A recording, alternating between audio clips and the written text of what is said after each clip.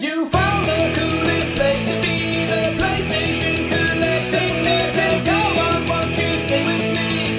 Welcome to the show. Gather round the boys and girls, collectors from around the world. Let's show the people what they need to know.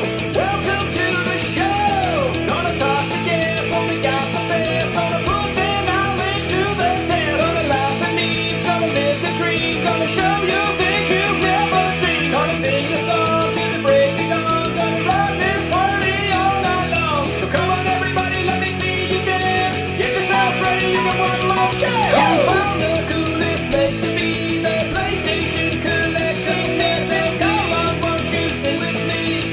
Welcome to the show. Gather round the boys and girls, collectors from around the world. Let's show the people what they need to know.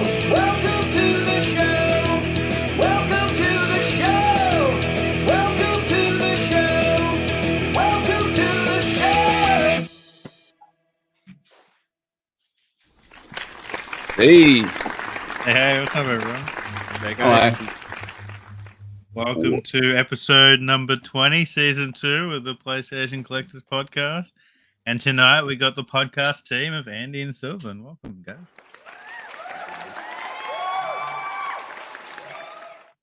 yo, what's up, guys? How's it going? I feel like we've been chatting for hours because me, Andy, and Silvan have been recording content for about an hour and a half already. So Oh, you guys did that this morning already? yeah, we smashed that out this morning. It was good. Very cool. So, Joe, how are you been, man? How's your weekend? It's been pretty good actually. I decided randomly to start working on my music again, and I've been having a lot of fun doing that. So I went through and found a bunch of old stuff that was almost done because of everything. I have 1,000 projects that were almost done. So I'm gonna try to finish some of them. That should be fun. Nice, that's awesome. Yeah, I'm having fun. What about you, Figs? Anything exciting? Yeah, me and Andy went out game hunting yesterday for the first time in ages. 4 or 5 months. Yeah. Oh, Yep. Please tell me you recorded it. You're gonna release a video. That didn't happen. My phone camera doesn't work, so there'll be a long time before that happens again. But we can talk about it on the podcast. Yeah, you can just imagine and paint a picture of your head of us collecting games. Or maybe that's And then it would have been a disappointing video because we both bought one game in the entire day. Pretty much, yeah. So what you guys could do is you can talk about it and then draw a bunch of stick figures on pieces of paper and make a recreation of the day and just film that. Go to Google Maps and shows the stores and stuff. Yeah. It'd be like one of them true crime stories where they just show you the stills. Or stick Still down. called a successful day though. Andy met up with me in a Salvo store, which is an op shop, and I scored big in there. So they just put out all these DVDs, Blu-rays, and UHDs for $1 each, and it was brand new stock from Big W, which is a media retailer over here, and it was just put out that morning, $1 each. So I had 100 of them, and I'm at the checkout, and I don't know why this happened, but I paid $40 cash, and it was $1 each and 100 of them, and they counted out 10 piles to make it really easy. Gave her $40 cash, and then she's like, "So that'll be just $12 on the card," and I'm like, "All right." Dude, you don't question them when that happens, man. No, you don't. I remember one time. The poor girl looked so confused too. I felt really bad. No, you just smile and nod and go, "Here you go, hon. Thank you." Yeah, because you're not scamming them. It's their fuck up. And Well, they got it for free, so that I can't feel bad. Exactly. But anyway, I worked hard last night. I got home. I listed every single one. So it was 70 listings on eBay, and it came to $1,500 worth of eBay listings. So after fees and postage, it'll be about $1,200 profit. Nice, man. Not a bad Saturday. It's a lot of photos to take. Can I ask, do you use your phone to take the photos and then you send them to the listing from the app on the phone? I use my phone to take the photos, so I take all the photos at once while a YouTube video is going on. So it probably takes half an hour, and then I use Dropbox because Dropbox uploads them instantly. So fair. Yeah, that's cool. Then I delete them all off Dropbox, so my Dropbox doesn't fill up and things. Because like really, like listing doesn't take. Well, it takes a long time, but once you've got your flow happening and you work out, the best way to do it, then and you can pre-fill It things. took me less than 90 minutes to list 70 items. Yeah, I was watching a Premier League game and I finished my listings before the game finished. So. Wow.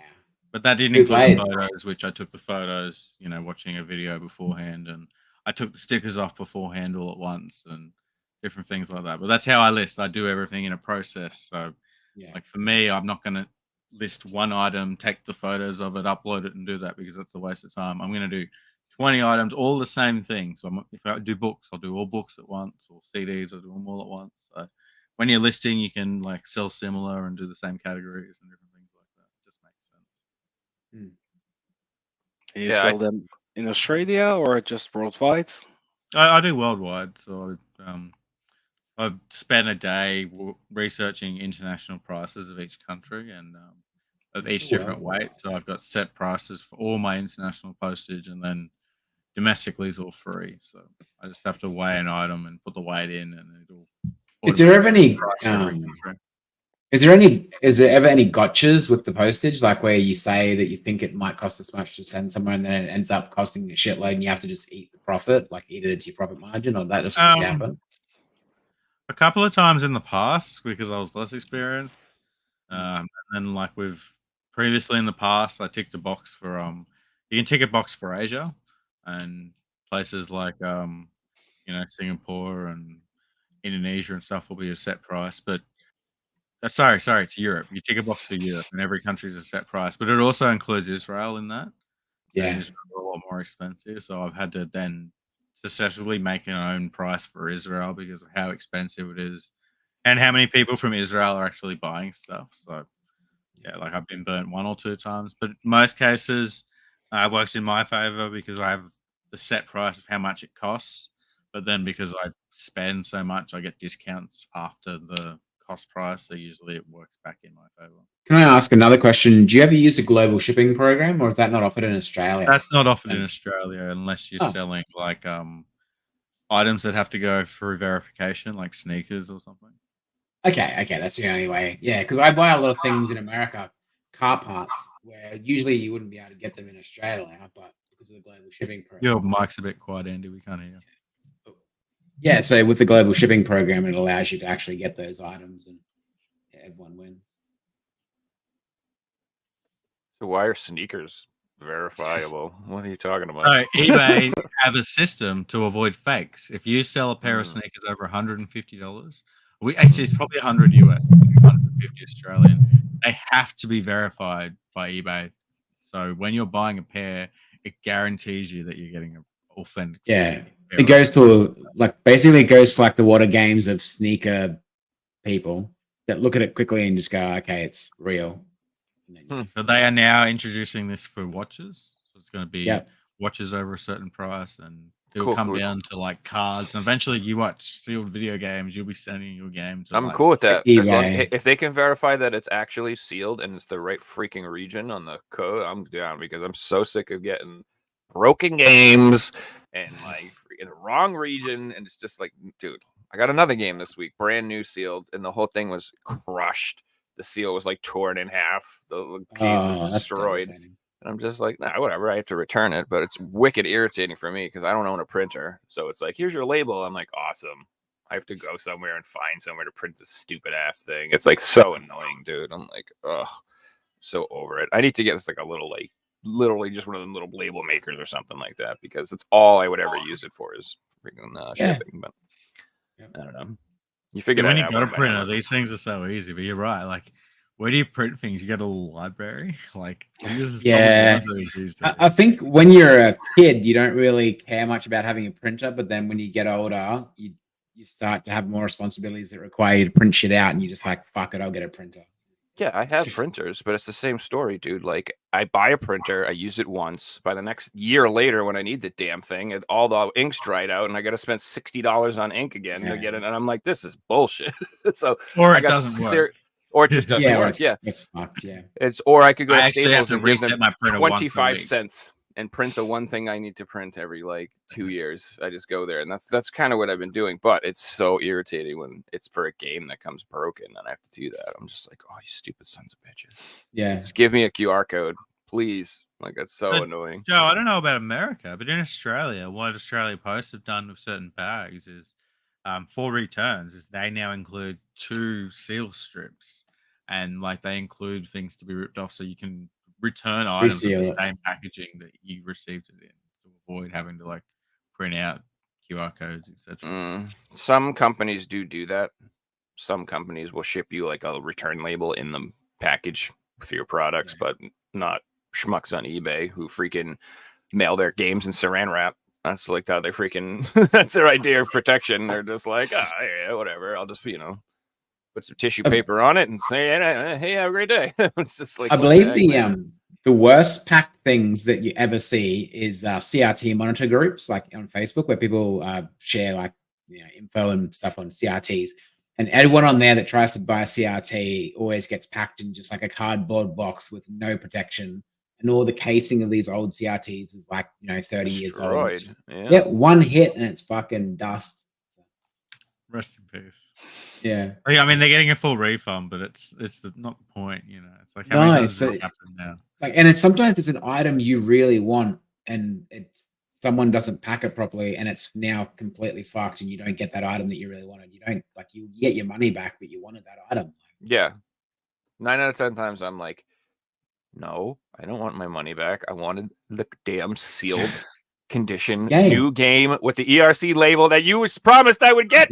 I can't find, you son of a bitch. I've been looking for 2 years. Exactly. Like, and like some games, I don't know if you ever like have like that one game like you had to buy 5 times because it never was right. Every time you get it, you're like, dude, again, seriously, another one? Yeah. Like, what the heck? Like, that just kept happening to me. Yeah, so for me, it was the Joel and Ellie edition of The Last of Us on PS3 because the boxes are so fragile. I bought them 5 times because the previous 3 times where I had to return them or get a refund, the sellers just shipped it without bubble wrap, and it's a very, very fragile box and it arrived damaged. And I messaged them, and some of them gave me refunds, some of them argued, and guess what? eBay are going to award in the buyer's case every single time. Like, if you know what you're doing on eBay, you're always going to get your way. I mean, sorry, not your way. You're always going to get the right way, if you know what I mean. Like, if you get something that's damaged, you can return it or get your money back. Or if the seller wants to be an asshole, you're going to win. Correct. Like, same works as a seller. I have free returns on for everything because I know if someone wants to return something and I say no and they say yes, and I have no returns on, eBay says you can return it because that's our. Because consumer law as well in most countries is you got to have returns for things. So. Yeah, it's frustrating. It happens all the time, and I mean, I don't know what people expect, but like I don't know about you, but like when I go on eBay, there's stuff that's new and it's more expensive than stuff that's in crappy condition. So if I spend more money and then you ship me something broken in half, what the hell do you expect? I'm like, oh, I recall not buying a broken in half version. That probably would have been like $1 if I bought this one. Like I didn't. But no, I gave you $40. I don't want the smashed, destroyed one. Like even if I have replacement cases or whatever, I'm just like, that's not the point. Like I get so like, what are you guys doing? What drives me crazy too? It's like it's not when it's some random seller. It'll be like James and Fred's game store, and that's how they ship it. I'm like, you guys are professional game set. This is your job, and you ship it like this. Like, yeah, are you like, ship games dense? all the time. Are you dense? Like, come on, dude. Like, but whatever. It is what it is. Even these game companies, you'll buy a collector's edition from them, and they won't ship it in a box. Some of these people, you're like, bro, why do you think I give you $100 for this version if I don't care like what it's gonna look like? They'll ship it in the actual box. Use your head. Like, use your head. Why wouldn't I have bought if I didn't care what I was getting? Why wouldn't I have bought the $20 version? Why did I buy the expensive collector's edition? Who do you think's going to be like upset about the condition more? The people buy the $20 ones, the people buy the $80. Just put them in a box. I can't imagine how much money they waste with people complaining and shipping them back and stuff. Like, it's got to be like, I can't imagine like I'm the only one calling being like, hey, this So you'd $100 think thing I if bought it from you was came so much, they'd stop smushed. doing it, right? Dude, I don't know. Maybe people are just like, okay, For just keep it. For me, I was collecting Nintendo Switch boxes, like retail boxes, and I saw one on eBay that was like, I think it was $15 for like a really good condition box. I'm like, I'll buy that. And it fucking turned up with the address label slapped to the fucking box and no actual out of box. So like this dude just shipped me the box. The box. Yeah. yeah. And Australia Post like used it as a fucking football and drop kicked it and fucking rubbed it and all kinds of stuff. And it was dinged up and yeah, I got my money back. So. They probably opened it to see if there was a Switch in there as well. Yeah. I remember when that happened. That's hilarious. Like I'll talk from the other side of things. So I've had cases where things have been shipped and they do get damaged in the mail. But as a seller, I always try and make the buyer happy. So if I sell something and if it's in I've shipped something, I shipped a globe once and it got destroyed because I didn't ship it properly. I just gave the seller a full refund shipping as well, And if you check my feedback, you see there's a couple where there was a problem and the seller fixed it up right away. Really good seller because of this. So like, there is that side of it as well. Where I know Amazon do it, but like you should just expect it with Amazon. Unfortunately, the problem with Amazon is Amazon have such a high turnover of staff, so you're constantly having people working their first week, first day doing your collector's edition and have absolutely no idea what they're doing, and that's the problem. Yeah. And it gets even more convoluted with places, man. It gets even more convoluted with Amazon for us because if you buy something from Amazon Australia and it turns out broken, you can easily return it and they'll send you an Australia Post, which is our major postal companies labels. They'll send you a label and you send it back. But I bought a fuel pump recently from America for a car, and they sent me the wrong one. And then when I went to like go and tell them that they've sent me the wrong one, they were like, yeah, no, you're going to have to pay for the shipping to send this back. So it was $150 to send this wrong part back. And it was a $300 part. And I got my refund back, but I lost $150 because they don't offer return shipping for things that you order from, Amazon US when you're in Australia. It's just fucking crazy. I've actually got the same. I don't offer return shipping for international buyers, and that's eBay allowed that at the moment. But because crazy. I would argue because Alibaba is so competitive, in the future that'll change, and Amazon and eBay will jump on and offer free returns. Even AliExpress has free returns. Like it's Hey Silvan, I wanted to ask you about eBay in the Netherlands because I know eBay is a lot different over there, and people don't sell on eBay for a reason. Yeah, it's very expensive, and you also what you mentioned with the regions in Europe. You have to search for every country, but you can only make one price, at least when I did it. So I always have the highest price. For example, Russia. So if somebody from Belgium, the country next to us, orders, they have to pay the same price.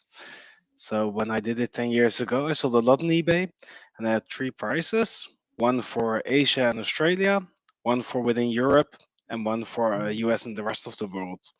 So I made a lot of profit on the shipping cost. But unfortunately, there were some guys in Russia, Israel, and other countries who complained that they never received the product. And then I was banned from eBay. So I had over a few hundred sales. I did it full time when I was a kid, and then I got banned of it. But it's not very popular over here. We use Marketplace and Marktplaats. It's kind of the same. It's a Craigslist for the Netherlands, and Vinted is very popular in Europe. That's the best way to buy secondhand stuff. But I know nobody who buys on eBay. I heard recently that Germany made fees free or like close to nothing on for eBay buyers in Germany. Yeah, it's bigger in Germany, eBay, and I think because it's a bigger country. But I don't have eBay experience for the last few years.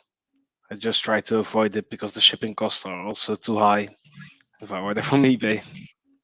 So you don't buy on eBay as well? No, not yet. With my full set, I have to go. When I go for the last few titles, I will go to eBay. But right now with Vinted within Europe and my connections with other European collectors, it's very easy to get my games. for a cheap price and also cheap shipping price. Because the nice thing of Vinted is they made a deal with all the postal deliveries, so DHL, UPS, etc., and they have reduced the tariffs for that. So if I want to have something from Spain, I pay €3, and when I want to buy something from Spain on eBay, it's like €20 shipping. That's So insane. it is. Silvan, to add to that, I've wanted to add that I actually sell quite a lot of games to the Netherlands. In particular, like my high-end games, I sell probably a game a month at least to the Netherlands, which is quite interesting to me. I probably send more games to the Netherlands than Canada, the UK, France, Germany, Spain. Like apart from the US, the Netherlands is like my second highest sending country for Yeah, video games. we have a lot of collectors over here. Also, you have a few times a year some events, and it's a very big, how do you call it in English, where you play sports. Just a massive. Esports, do you mean? No, normal sports. Oh, okay, yeah. So it's inside, it's very big, and you have many stands of retro video games. And there are a few Like thousand conventions and people. stuff? Yes, it's a convention. I wonder why. I wonder why it's so popular in just the Netherlands, where a lot of people are collecting video games compared to other. Isn't that like a wealthier country though in general? Yes, exactly. Yeah, It's like People higher earn per a capita. lot of money and also a lot of childhood memories people want to relive. And I think they're all really high. So I mean, they probably want to play a lot of games. You know what I mean? Well, to add Also- to that, and you guys know Stefan from Malta. I know he goes to the Netherlands like once a year for video games. We'll go to the Netherlands specifically just for the conventions. I remember when I was over there, he told me I got to check out these different video game museums and different things like that. So there really is like a big culture, even in other countries, to go to Netherlands for video Yeah, games. which is we have a cool. very big retro community. didn't know that at all. Yeah, that's cool. That's nice. I remember when I was over there, all the stores I went to were like absurdly priced, but Uh, shops right in the center of Amsterdam, and apparently it's a touristy thing. Yes, in Amsterdam, everything is Well, priced for dude, tourists. a glass of orange juice was like €8 in 2001 when I went there. So, so yeah, like You have to literally, avoid like, it Amsterdam. was- so yeah, you just not the touristy areas. You want to like stay outside of the city and buy all your food outside of the city, and you don't want to buy anything in the city. except no, they know that too. It's like airport food. It's like $15 for a sandwich there, and then like down at the corner shop, it's $4. That's a terrible sandwich too. You Well, as an regret eating it. American, Yeah. the only thing that appalled me was like if I ordered a large drink, you guys would give me like this little baby drink for babies. Yeah. These little tiny, Yeah, tiny, not a tiny, like a thimble full of beverage. I'm like, what the heck is this? I'm a not a liter of cola. I want a I'm liter of cola. Exactly. I need a yeah, A gallon. I want a liter of gallon. cola. I want Liter of 5 cola. gallons of cola. That's right. What the heck, man? I was a large. That ain't a You large. could- over here, you could get like a half-gallon bucket of iced coffee, no problem, anywhere you want. I swear that your small is our large. I'm pretty sure that's what it was when I was over there. Yeah, Yeah. it's it's probably a good thing. I mean, but I was like shocked. Everything too. Like I remember I would order like a large sub, and like in where I live down the street, there's a place where if you order a large sub, it's this big. it's 2 subs. It costs like $20. It's this freaking big. You know what I mean? And then I'll be over there. I'll be like, "Can I get a large sub?" And they're like, "Here you go. Here's your little sandwich. Just get a large Here one. you go." I'm like, "Oh my god, dude! I'm always hungry over in this country." Hoagies. Not That's that shit. the massive sandwiches Americans eat. Yeah, a Hoagies. hoagie. Yeah. I don't think anyone could call. Maybe someone calls them hoagies somewhere, but no, No, never. Pennsylvania, I think they're called hoagies, aren't they? They have on the sign it says hoagies, but I've never said, "Hey, you want to go for a hoagie?" I've never said that in my life. What do they call it a hoagie then? What would you call it? Well, It's a sandwich, subs. right? It's probably it's a sub, different yeah. regionally. They probably do call them hoagies in certain parts of the country, like how they call soda pop and stuff in certain kinds of the country. They probably do. I don't know. I'm ignorant. I don't know. Around here, we call them subs, dude. Okay. Yeah, and that's exactly what it would be. Different parts of the country call it different things. Yeah. Here are subs at No, here subs just make me think of Subway. I don't think of Yeah. sandwiches. Yeah, sandwiches true. or burgers. Mhm. Subs is Subway. That's it. Yeah, true. But funny Same enough, over we here. we don't consider Subway food at all over here. It's like a dare. It's like a dare. They literally use plastic in their bread. You know that, right? They got in trouble. Yeah. They were I heard about that. They were putting plastic in the bread because it made it shiny and springy. And I'm like, oh, okay. Yeah. That's Yeah, and nice. also the fish isn't fish. The tuna they had. Who would Chicken get wasn't fish? chicken or Who something. would get Probably fish for that? asbestos in there to make it a bit more crunchy. Oh my god. Yeah, no, it's never been good. But yeah, no. Guys, we wanted to talk about what video Supper games eat sandwiches all night.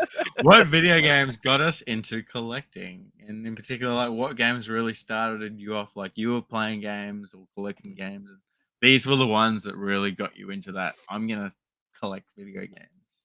Silvan, do you want to start? Yes, it started all with this big boy Oh yeah. Nice, dude. It's a cool little case. with the Pokemon Blue in it. Ding. Nice. Game Freak. What's that little case do? Is it the light up It's case? the protective. It's a bumper. Oh, okay. Ah, no. Nice. Check all the corners. But the thing is, in the Netherlands, when I was small, you don't learn any English in school, so I have to figure out the whole game by my own. Oh, Wow, you that's never tough. think about that sort of stuff, hey? And Hey, nothing Sylvan, is- have you ever Yes, thought yes. about getting a backlit light for that? Like changing the screen so it's backlit, like a colored screen? I Not use really. my Game Boy SP, Advanced SP. Ah, yeah.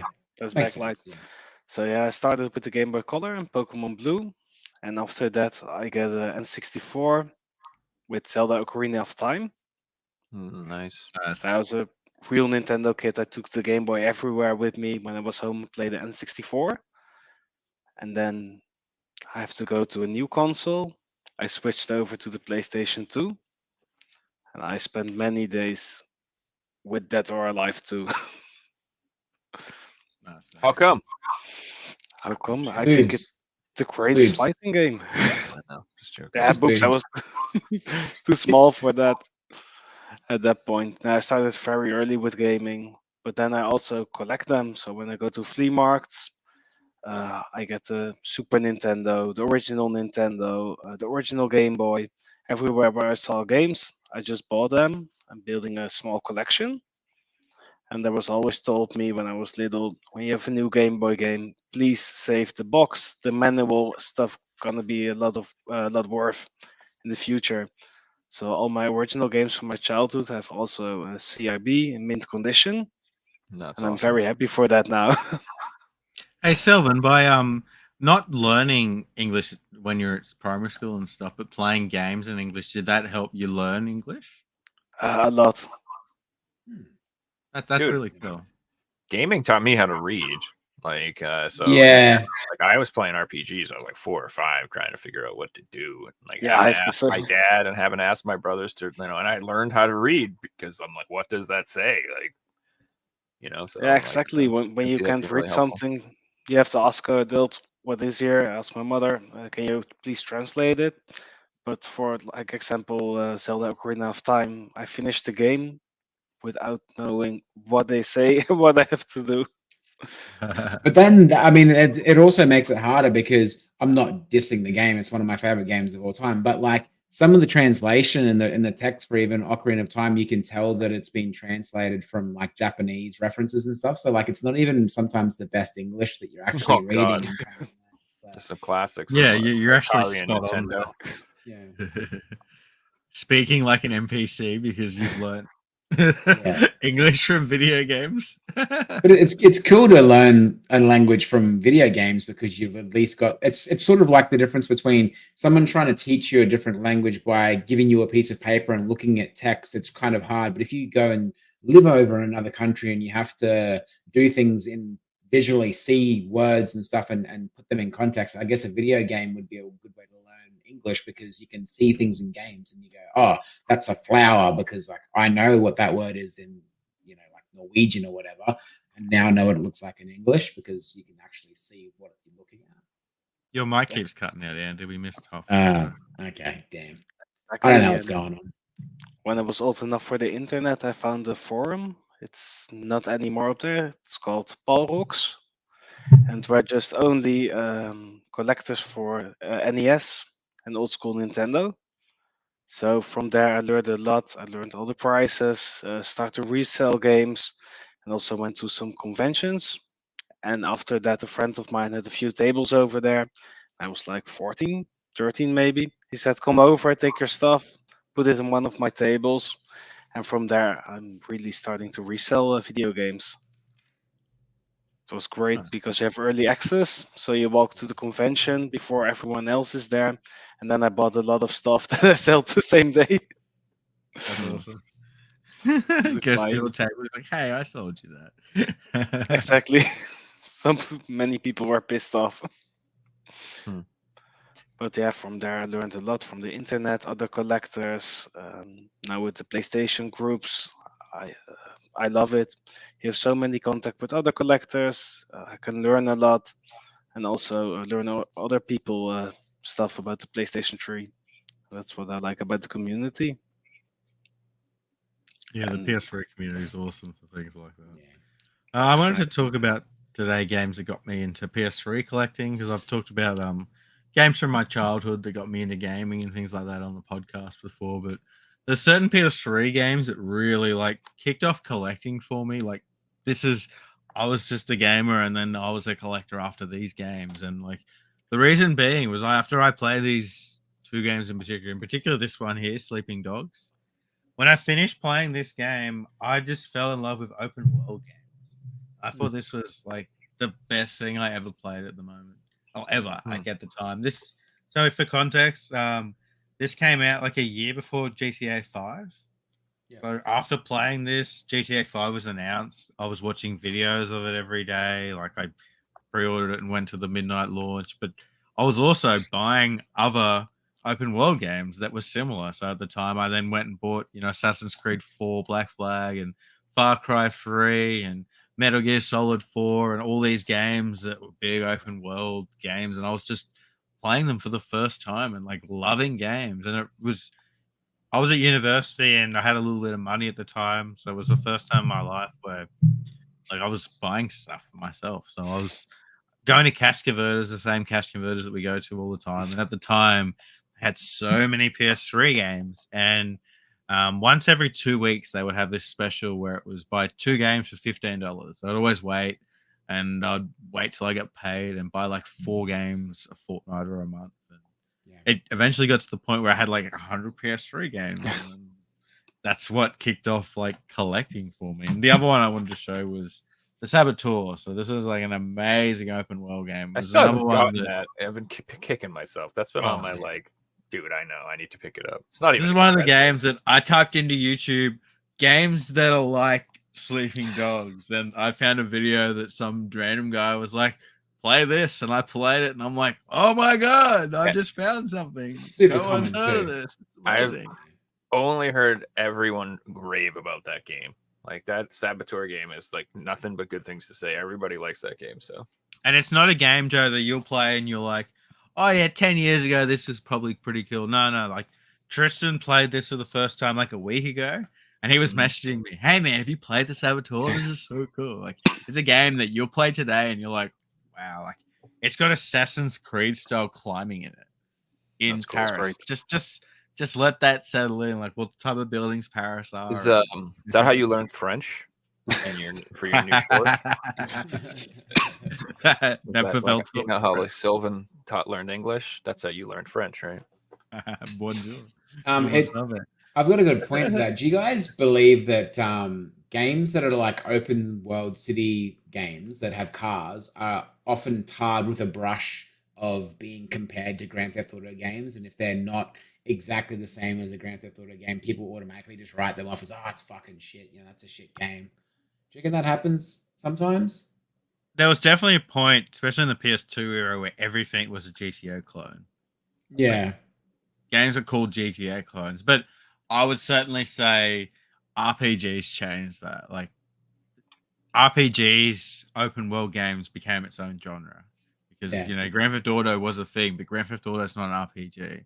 So it's like today, I wouldn't call a game that has cars in it a GTA clone. Like I'm thinking Cyberpunk Back in the day, we 2077. did. Yeah, back in the day, we did, but games today like Cyberpunk would be close to GTA, and the new updates actually like got really cool police chases in it and everything. I was Forrest put a video up on Twitter of doing a police chase, and it looks fun. Like I was thinking to myself, that looks like GTA, and this is Cyberpunk we're talking about. But who compares Cyberpunk to GTA? You compare it to like No Man's Sky and Starfield and games like that. So it's an interesting take because you're right, Andy. Like everything was a GTA clone back in the day. Yep. Anything that involved cars in the city and open world was, hey, this is like GTA but shitter. Like I don't want to play this game because it's shit. Like, Scarface, Mafia, Driver, Yep, Saints Row, Saints all Row. them. Yeah. I think Saints Row was a crappier GTA, to be fair. But on purpose to some extent. I think, like, yeah. Well, that's back when they understood what they were trying to do with that franchise. Like, they've gone broke now. They're not broke. the company's done. Yeah, I think they went under after the last one. Yeah. Yep. And like, I mean, if you can make games back 15 years ago, why can't you make something that's half decent today? Like, well, why would you make a game that's notorious for being edgy and offensive and try to make it not edgy and offensive? Like, well, that's just okay. That worries me. It's just GTA like 6. It'd be like fan service games being like, no more of that, and that's gonna happen too, and everyone's gonna be like, okay, well, no more me buying that. Like the whole point of it, like you guys don't understand, like why it's supposed to be stupid and offensive. That's why people like it, dude. Yep. Like there is an audience for that. Like not everybody is constantly looking to be upset all the time. There's quite a few people who are just normal who want to have fun. They're called gamers. We like to have fun. We don't want to be responsible. We don't want the real world to be there. No, I want it to be stupid. I want to play Earthworm Jim and shoot cows and pick boogers and just I want to be dumb and gross and I want it to be funny and I don't want to think about anything important.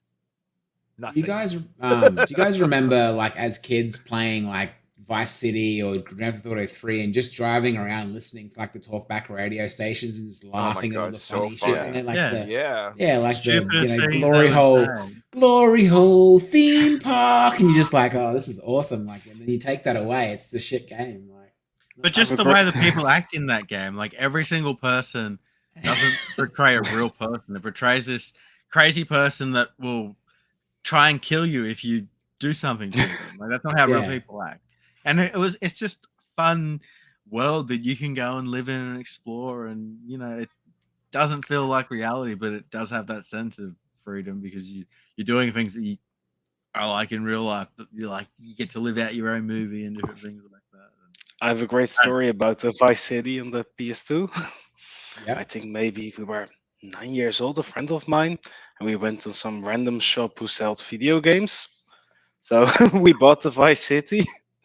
Went directly to his home, played it. His mom comes upstairs. We shut off the PlayStation, so we played secretly, but we didn't know what to do to come to the next island. So we figured out if we will wait for like a few hours, there comes some boat driving by. There came a boat. We jumped on that boat, and then we jumped to the unlocked locked area, and then we went the whole day in the locked area. Then you got 5 stars and the army. Exactly. And everything. Yeah. So we go to a garage, repaint the car, and then the stars were over. So we glitched our way to the areas we couldn't unlock. That's just gold. Yeah, you forget about that when you like games had the whole world unlocked. Most games these days, but like back in the day, you had to like play through half the main mission before you could unlock the other side of the map and different things. Now you can just pay $4.99. Yeah, you have access. Yeah. But it's crazy that the 8-year-old you could pre-order the super duper ultra awesome deluxe version and get day one access, bros. I would say as much as we complain about modern games, me and Andy are both playing Starfield, and as an open world game, like I'm absolutely blown away in the exploration in this game. I know Andy's just finished the main story, and he wasn't blown away by it, but I've been doing side quests, and the side quest quality is like I'd compare it to like The Witcher, where every side quest in that game feels unique and it's actually enjoyable to watch the story, which is big for a massive open world game that has 1,000 planets. Like, I actually want to do this quest of delivering something because it's got a really cool story, and in my head I'm like, oh, that makes sense, and I could see this happening in 200 years. There's a lot of replayability there. Like you can finish I've finished the story mode, and it's not the story mode. The story wasn't the most amazing thing ever, but I don't hate the game because of that. And I'm going back now and just doing more missions and side missions and doing all the different stuff that you can do. Because I feel like you're not just playing the game to play the main game. When you get a Bethesda game, you're getting so much more stuff, like all the base building stuff and Fallout and all that. Maybe your mic closer, dude. Andy. Yeah, that's what's happening with my mic. Is it still? You just gotta be playing, closer to it. Yeah, we just That's can't so hear you when odd. you're this far away. Yeah. Okay. Yeah, it's got like noise canceling, so it's like going in and out, like muting you. It's all turned off. Muting you. Oh, I don't know. Yeah. Maybe is it unidirectional or something? I don't know. I don't know. Either way, Like have it right next to you, and it sounds good. what was I just gonna say? I derailed my thought there. Oh gosh, never mind. Somebody else say something. It's probably about the questions at Starfield. Oh yeah, I was gonna say, is the base building like a huge element in that? Because that's like one of my favorite things about Skyrim is I used to spend like hours in all my towns, like just setting up my houses and decorating them and stuff like that. What would you say, Figsy? Is it a massive part of it? Yeah, I've spent absolutely. So the resources is insane in this game. Like everything in the game you can pick up and has a use and blah blah blah. So it is like that. And my base is huge, and I have my own library in my base for books. Yeah, the books in that. Okay. Ready? The books in that game have their own editions. So there's first prints and second prints, and the first prints are worth more money. So I'm going for a full first print set. Of course you are. Sealed. Yeah. You gotta find the oh my god, I can't wait to tell on the podcast about my book collection. Figsy, have you been going around stealing shit and then taking it and selling it yet? No, I don't pick up any item that's stolen because I haven't worked out how to get a stolen item to a non-stolen one. I mean, Skyrim, there'd be a way to like get your stolen items to non. You can sell stolen stuff. I don't want to be caught. I'm a good guy. But yeah, no, Joe, the base building's crazy, but the ship building is crazy too. Yeah, you can change every aspect of your ship, colors and stuff, put on different like guns, and it'd be worth upgrading your computer. It's so big, and you have to play you play the way you want to play. So unless you do invest those points into shipbuilding, you're not going to be building ships. Like you could upgrade your weapons and do it that way. You can play passively and just increase all your skills of speaking and sneaking and different things like that, and play the game like that. And the main missions are suited around multiple play styles. So that's cool. They ask you how you want to play the missions, and depending on your stats and what you've invested in, you're going to go down that road. And like, I'm just loving this game, dude. The first time I played Skyrim, like I didn't really understand that concept, that it was like you're supposed to play it multiple times with multiple characters and I was just like, I'm going to be a wizard, werewolf, warrior, two-handed, shield-bearing thief, hunter. Woo! I tried to do everything in the game. It was like, won't work. It didn't work. Like literally, I remember just being so upset I couldn't be a vampire and a werewolf. I'm like, come on, man, what the hell? I want to do all the things. They're like, nah, man, you have to just pick one. I'm like, this is bull. And like, I didn't in Starfield, you can do everything. So there's no level cap. You can potentially play the game forever and unlock absolutely everything. You can actually join every faction in the game too. So in Skyrim, there's two factions, and you can only join one or the other. In Starfield, you can join them all. That's the other thing. I played Skyrim for like 1,000 hours, and I had never chosen a faction. Yeah, I played so long. And I remember someone being like, "You haven't even picked." I'm like, "I don't know which one to pick." They're like, "Dude, what the heck?" Yeah, Figsy was like, Figsy was like, "Yeah, you can modify your weapons," and I've almost finished the game, and I'm like, "Wait, you can modify your weapons?" Like, I didn't even know that. Yep, I love it. Yeah, but then even just scanning things on planets, like I don't even do that. No Man's Sky and scan stuff on planets in No Man's Sky, like this game does it so much better.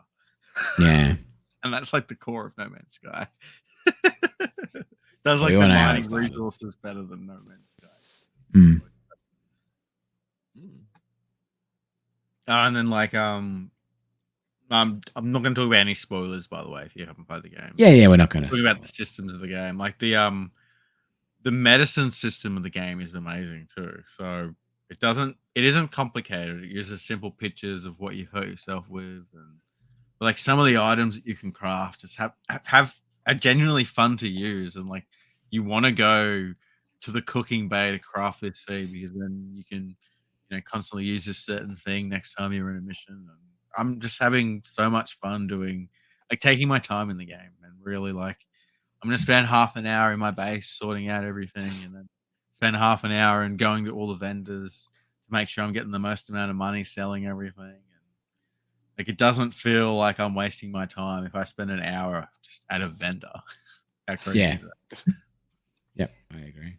So that's what's cool too about games like that is like I like the idea of you can play it however you want and like you can have like a completely passive game like where you don't kill anybody or you don't do anything. It's all just speech or just trying to convince people. Or I think that's cool. Like those are fun because you can give yourself a fun little like playthrough of it. That's a little more challenging and it gives it a little spicy, difference and stuff like that.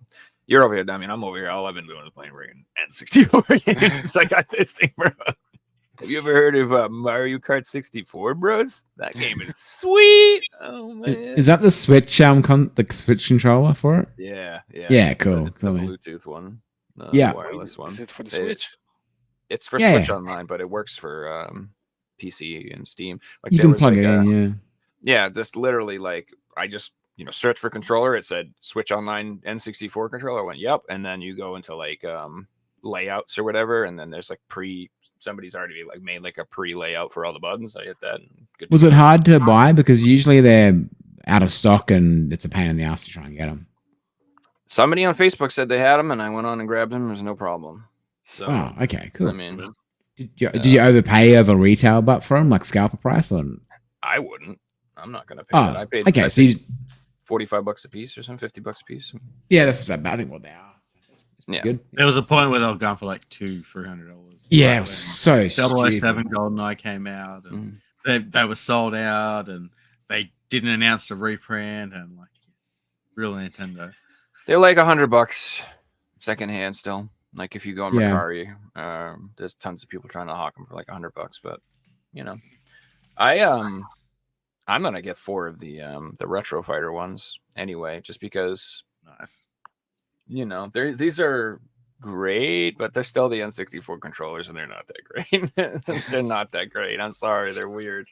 So I kind of want the Retro Fighter ones. I want the right buttons. You know what I mean? But I like the regular design. The things I have about 5 of those Retro Fighter ones. Like I have plug-in ones and I got wireless ones, and I can't say anything bad about them at all.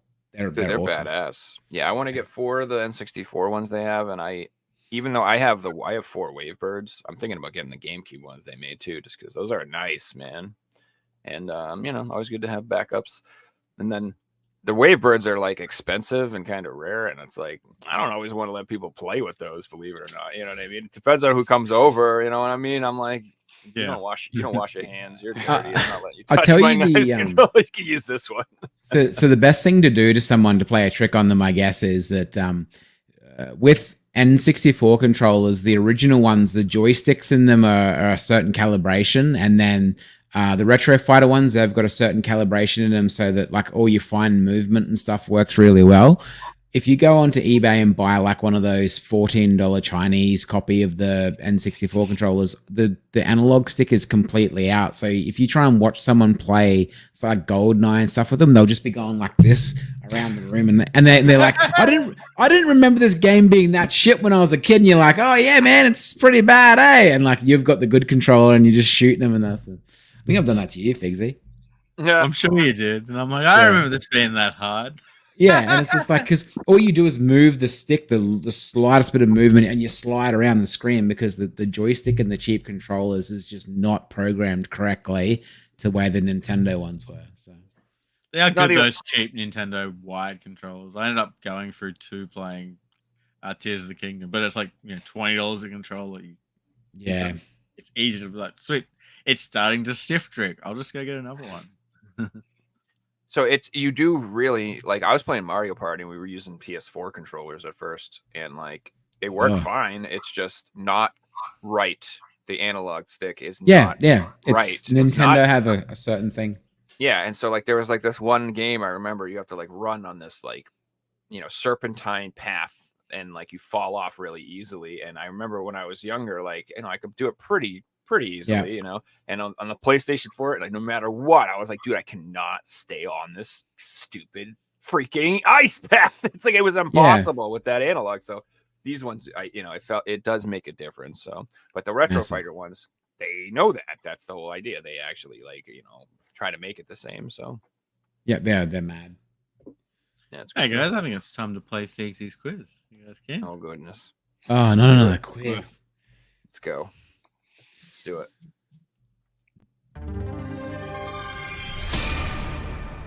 So before we start, we'll get into chat's quiz, and let's get the scores up. So we have on 3 points. The only one on 3 points is Mario. And then on 2 points, we've got Cyrus, Jason Trickster, and Banffy. And on 1 point, we've got Windy Corner TV, Jimmy J, Lulu Girl, The Collectionist, and Westman. So chat, your question for this week, you have to name the video game. First person to get the correct title in chat wins the point. Here's your question.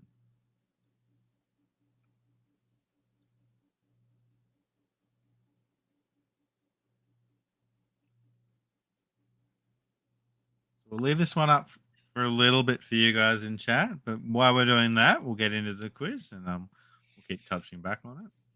So guys, who would like to go first tonight? Me. All right. Really excitingly, Joe wants to go first. Silvan, you'll be going second. Perfect. Andy, you'll be going third. Tonight, Silvan hasn't helped with the quiz. It was all Pavel. So there's no... So they say. No inside knowledge. Yeah.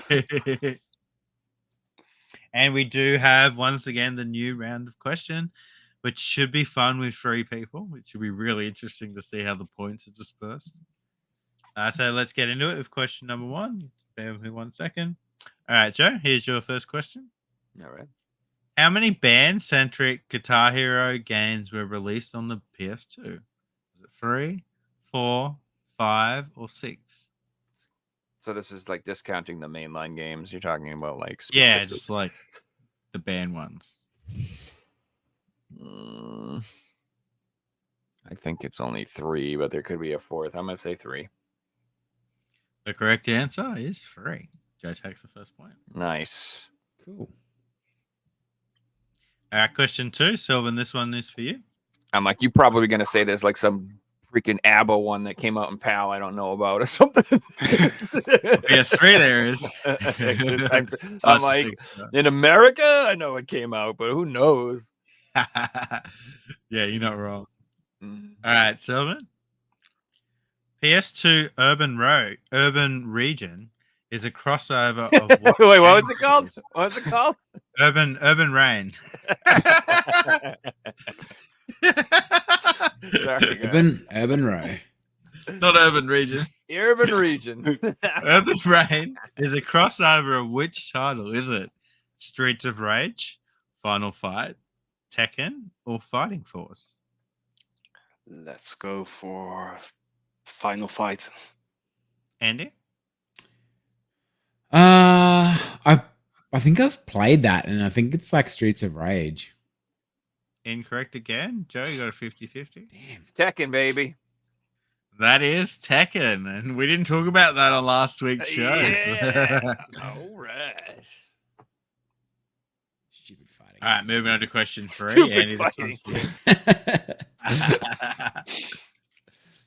Andy, how many rows of aliens are in the beginning of classic Space Invaders? Is it 3, 4, 5, or 6? 3. Incorrect. Okay. How many rows? What can you say it one more time? I'm sorry. How many rows of aliens in the beginning of classic Space Invaders? 5. Joe takes another point with 5. All right, guys, at the end of round 1, Silvan and Andy are yet to get on the board, and Joe is absolutely killing it with 3 points. It's never happened. Without the way, Joe is on fire. All right, Keep asking about 4. Atari games. I have a huge advantage. I'm way older.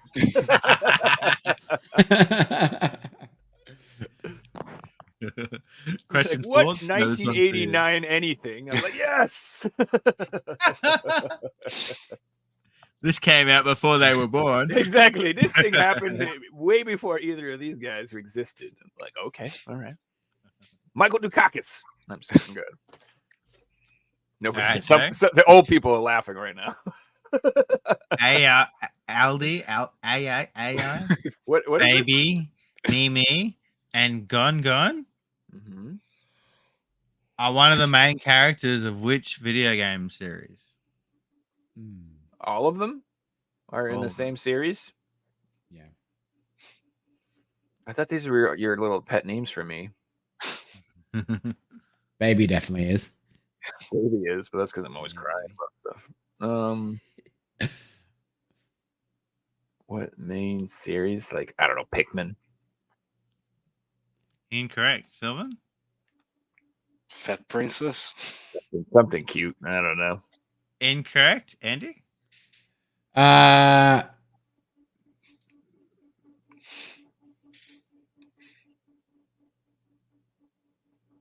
If I pretend like I'm frozen, I don't have to answer the question. Yeah, he just goes. So we move on. Shit. Is it? Spinning wheel. Is it? Is it? Is it? Is it? Is it? Is it Earthbound? Correct answer was Super Monkey Ball. No. Space. Before we move on to question 5, I want to move back to chat's question because we have a correct answer from Banfi, who moves on to 3 points by correctly answering Sam and Max Save the World. Very nice. Nice. We have the Samuel Jackson, the maximum speed, Save the World. Well done, Banfi. You are now only 2 points away from winning a video game. Congrats, Ben. It's awesome, dude. Congratulations. Congrats. All right, guys, let's move on to question 5. Silvan, this one's for you. Silvan, I'm going to show you a screenshot. You have to tell me what game it's from. The cake is a lie. Incorrect. Oh, No, that's I'm reading. You're just reading it. The cake is a lie. I'm like, I don't know that game, but it's from. Let me see. Silent Hill. What's Silent Hill? Andy? Is it out? Is it Outlast? Not Outlast. Joe? Okay. Oh, that's definitely Portal, baby. Joe is on fire because that's from Portal. Oh, yeah. The cake is a lie, dudes. You never played Portal? Oh my god, that game is hilarious. Yeah, that's what she always says. She says there's cake at the end of the thing, but the cake is a lie. It's like a meme. Okay. All right, moving on to question 6. Andy, this one's for you. Andy, as you know, some PS1 games had a scratch and sniff. For example, the Gran What? Turismo 2 disc smelled like rubber. Why? What game disc smelled like grass?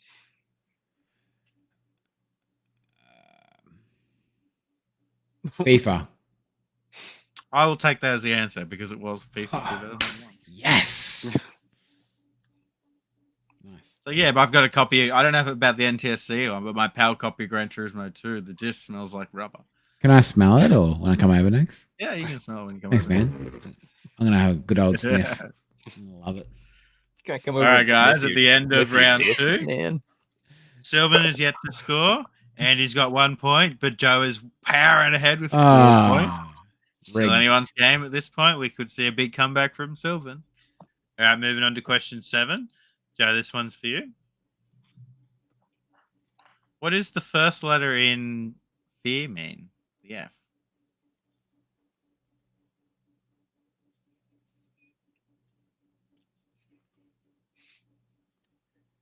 Final. It's not final. Mm. Fantasy. Not Fellatio. fantasy. Andy? Felcher. Yes, Not, that's did you it. say Felcher? Yes, it's felching and counter squat.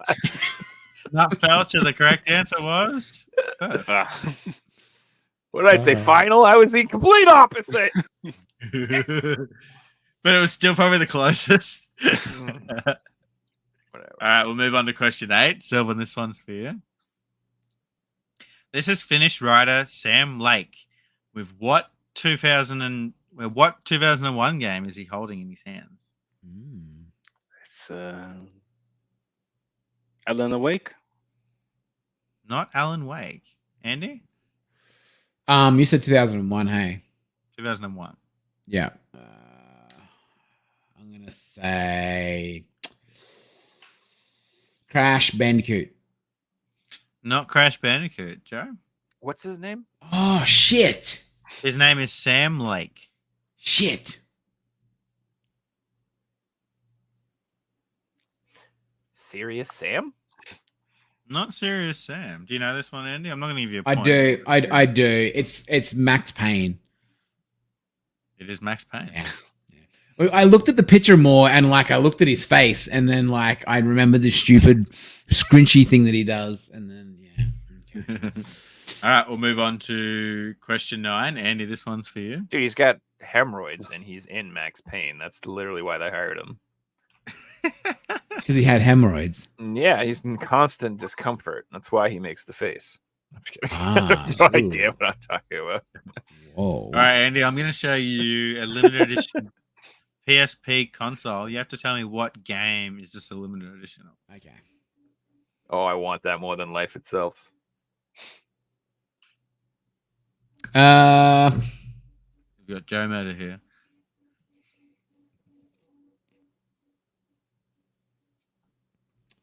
There was so many special editions to the PSP. Is it Little Big Planet? Not Little Big Planet. What is it, Joe? It's Hannah Montana. Ah, That is Hannah Montana. And Joe saying he wanted it was the clue. Dude, that one and the Hatsune Miku one are the two most fire. That should have been the PSPs. 50-50 there. I don't If you're a even regular care. Andy, you should have known that. yeah, I know. All right, I'll move on to question 10. Jay, this one's for you. So this next round, guys, is our picture round. So like chat. Yep. So here's your pictures for the week. Okay.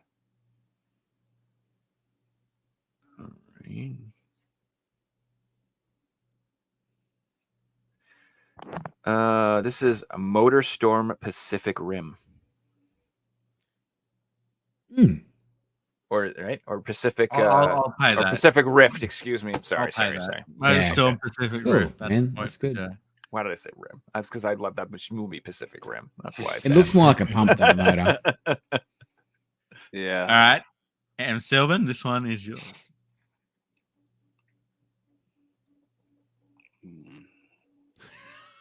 Yeah, I can't say the titles. Maybe helping somebody else.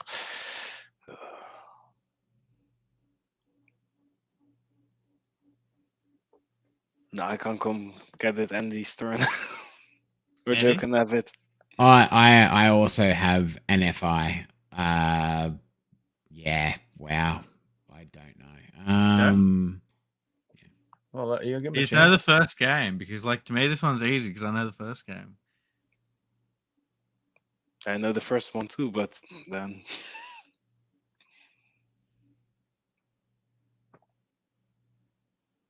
Is it my turn or is it whose turn is it? Yeah, you're up, Joe. They've You're- both You're been good. up. It's Onimusha Warlords.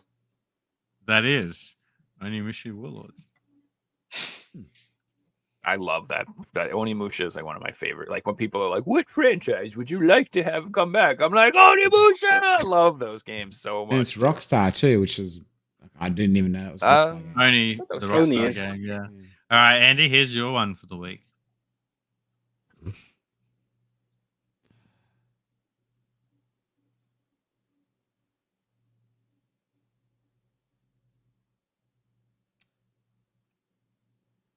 Okay, I'll just say it out in my head, obviously.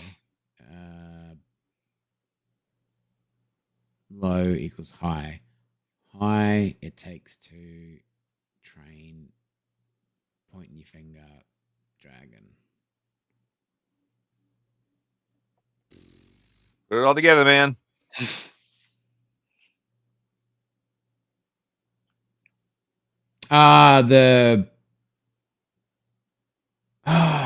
What's the You got what's this, the man. movie? What's the movie? It's gonna be a movie video game. Nothing to do with felching. How to train your dragon? Yeah, baby. Yes. That's it. How to Train Your Dragon is correct. Yeah. Well done. Now, guys, before we move on to our final question, I'm going to give you guys a score update. Silvan is yet to score on 0 points. Andy's on 2, but way out in the lead. Couldn't even see him in his reflector mirrors. It's Joe with 7 points. Joe, I think this is the biggest margin you've ever had going into the I'll final lose it round. all in the final Yeah. round.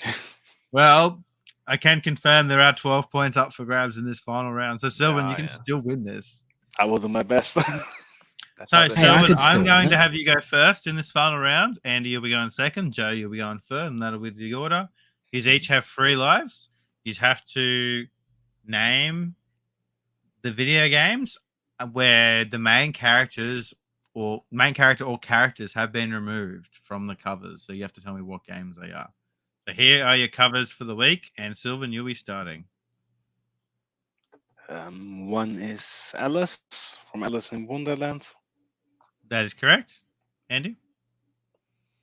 Can I? It has to be done in order. No. No, you can do Ah. any. Okay, cool, awesome. The 5th one is Far Cry 3. That is correct. Yep. Number 8 is StarCraft. Number 8 is StarCraft, correct? Silvan?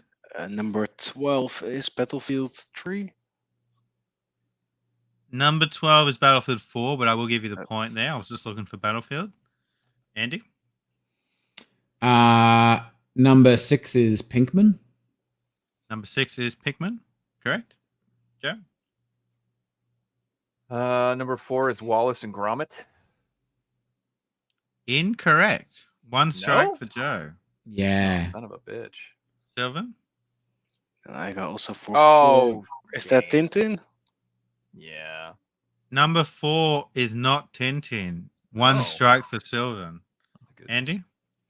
See, you two guys have just said both of what I would have said. Everyone's backing off for now. Yeah. Like at first, when you said it, do you have to do it in order? I was actually going to say that I was going to say Wallace and Gromit. Glad you didn't. Yeah. Strike. So we still got number 2, 3, 4, 7, 9, 10, and 11.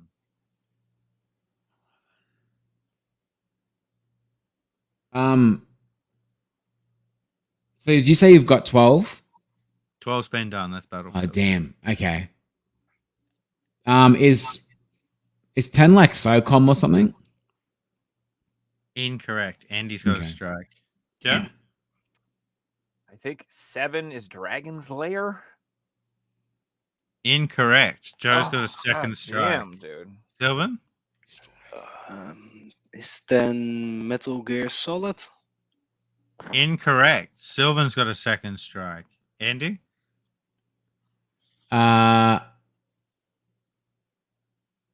Is 2 Hogwarts? 2 is not Hogwarts. Andy has a second strike. Okay. Joe? Oh, God. I don't know. 3 is driving me crazy because I know 3. Like, I've seen 3 a million times and I know 3. I think 3 is something really obvious, but I don't want to get it wrong. Again, I will take just the game franchises for everything, not the I specific think 3 title. is Resident Evil.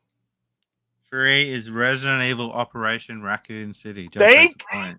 God. It's like, Silvan? I know it's Is- Resident Evil, but I'm so scared to say so. Is 11 Hogwarts? 11 is Hogwarts.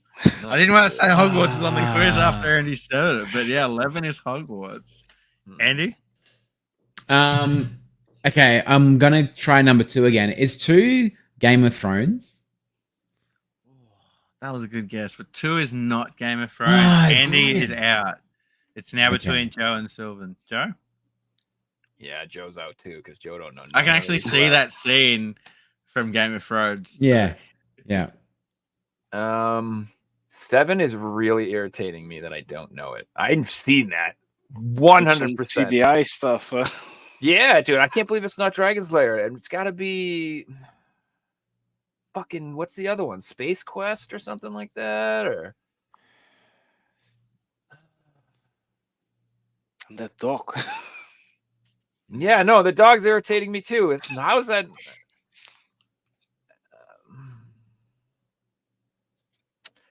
Okay, 9. I feel like I should know too. 9 looks like mad iconic as well with the green hand drawing the thing. I feel like I should know that too. And also 2, I feel like I should know all of these. 2 is like killing me. I definitely know 2. Okay, I'm gonna say 7 is Space Ace, whatever it is. 7 is not Space Ace. Joe is Whatever, locked bro. out. Silvan, you're the only one left. You can get them You're all on now. 2 bro. strikes, so you have to get them all right.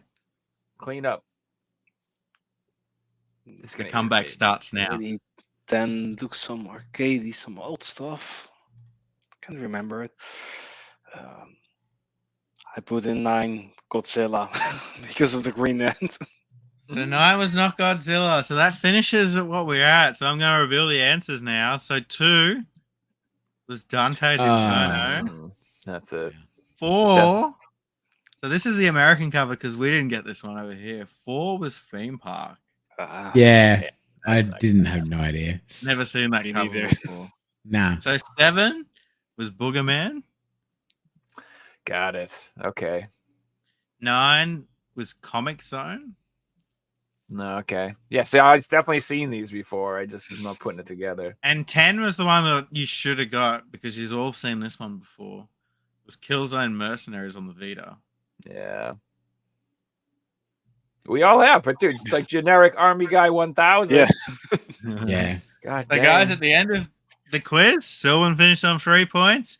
Andy finished on 4 points. But out on 9 points, taking home today's win is Joe Rag. Congratulations, Joe.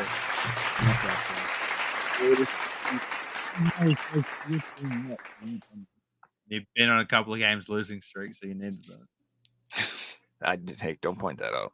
I got crushed the last episode. I got crushed. I barely got on the board. I know, so I really like that new question. It's awesome. Yeah, that's mad. That's really cool. It's fun It with is lots fun. of people too, because it changes things. Like Andy was going to say Wallace and Gromit, and then it got said, and then he had an. Oh, yeah. and- Well, I remembered he wasn't that color, so like that, I was like, I can't be him. And also, congrats to Banfi on taking another point. It's getting interesting in the chat quiz, so you guys are going to be in it to win it. Hey, what's up, really fun. Monty? Good to see you, man. Hey, guys, you got any pickups for the week? Heck Any yeah. recent pickups? Where you go first, Joe? Oh, you want me to go first? Yeah. We'll go in a circle. Life is like a circle. All right. So there I am. Okay. So it's only been like two days. I didn't get too much, but I did get like one. Because like I ordered stuff from Limited Run. I usually order like a whole bunch of stuff, and I got like one shipment in. So some good stuff in here. So I got Stellatum. Say it how you want. I'm not really sure. You'll never guess what genre this is, guys. The most hype genre at the moment. It's a shmup, baby. That's right. Oh, really? I thought it was a space game. No, I mean it is a space game. It's a shmup, but you're in outer space. So it's a shmup. It's like a new one though. It's not like re-release of a 90s arcade game or something like that. This is like a newly developed shmup that uses the full 16:9 aspect ratio, which is kind of cool because most of these games do not. And that's like a thing they have to figure out with these new games is how to like use the screens correctly with these giant it's different. It's like, but it's not like Yeah. a huge difference, but it's a big difference trying to design these games for 16:9 ratio. So Yeah. But it looks really good. Graphics look dope. Yeah, pick it up, dish them up. Good stuff. And then all I do is buy the same crap, different games, but I always buy the same stuff. So this is 35 millimeter, and this is like a horror-esque game, like an adventure, Nice. dark survival horror type thing. It says, embark on a post-apocalyptic journey with two travelers through a desolate wasteland. Everybody's favorite thing to do: a post-apocalyptic wasteland. Nothing can go wrong.